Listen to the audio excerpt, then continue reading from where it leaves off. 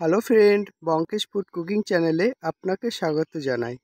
আজ আমি সমুদ্রের ট্যাংরা বা ছাল ওঠা মাছ রেসিপি নিয়ে উপস্থিত হয়েছি। মাছগুলো আমি হলুদ লবণ দিয়ে মাখিয়ে নিয়েছি, কিন্তু মনে রাখতে হবে এই মাছ ভাজা খুব টাফ। গরম তেলে দিলে ভীষণভাবে তেল ছিটকায়। তার জন্য এই মাছগুলো ভাজতে হলে ঢাকা চাপা দিয়ে ভাজতে হবে। আমার মতো করে কিছু একটা ঢাকিয়ে দিতে হবে এবং মাছগুলো লাল লাল করে কড়া করে ভেজে নিতে হবে।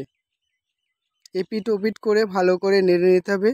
সতর্ক থাকতে হবে যেন গরম তেল না ছিটকায়। খুব সতর্কে মাছগুলো ভাজতে হবে।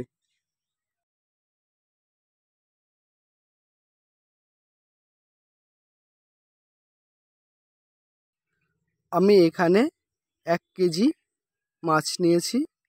মাছগুলো সুন্দর করে লাল লাল করে ভেজে নিয়েছি। দেখুন মাছগুলো সুন্দর এবং বড় বড় সাইজের। আর এই মাছ খেতে মাংসের মতো লাগে, যদিও ভালো করে রান্না করতে হয়।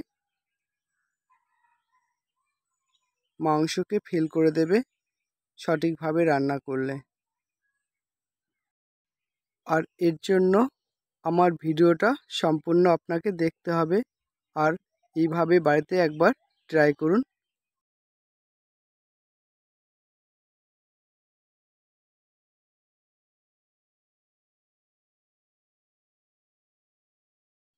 মাছগুলো খুব সুন্দরভাবে লাল লাল করে ভাজা হয়ে গেছে। এখন আমি মাছগুলো তেলেতে বার করে নেব।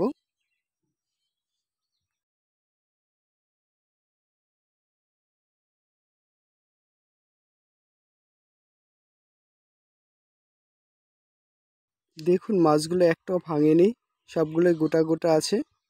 তা চলুন এই মাছ ভাজা তেলে বা মাছ ভাজা কড়াতেই আলুগুলো ভেজে নেব। এখানে আলুতে লবণ আর হলুদ দিয়ে একটু লাল করে ভেজে নিতে হবে।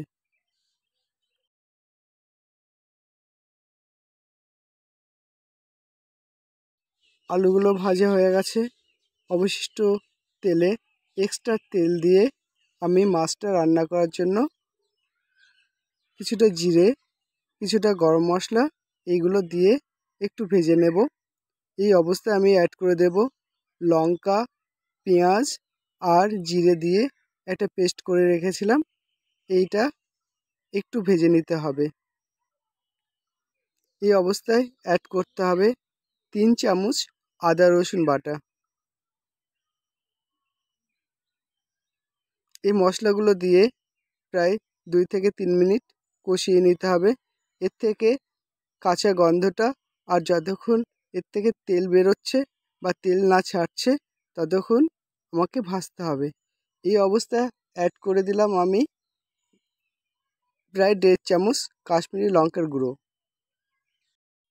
প্রায় 2 চামচ হলুদ গুঁড়ো দিয়ে মশলাটাকে একসঙ্গে ভালো করে কষিয়ে নেব।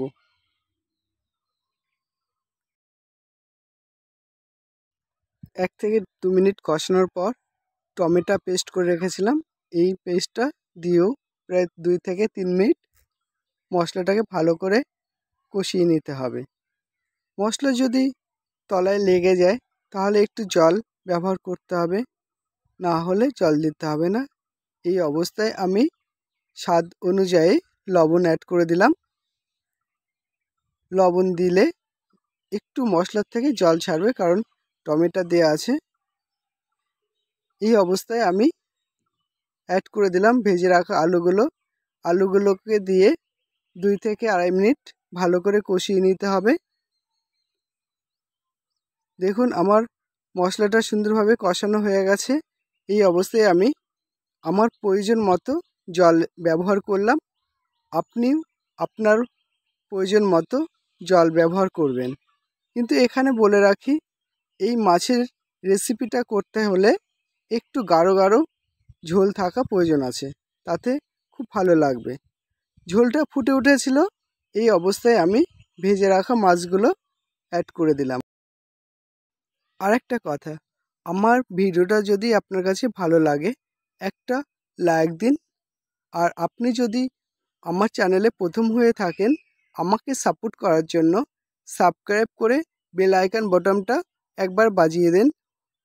যখন আমি আমার ভিডিওগুলো ছাড়ব আপনি সর্বপ্রথম আমার ভিডিওগুলো দেখতে পারবেন। এই অবস্থায় আমি মাছগুলো দিয়ে 2-1 মিনিট ঢেকে দেব। ঢাকার পর শেষে আমি একটু গরম মশলা দিয়ে নামিয়ে নেব। Thank you.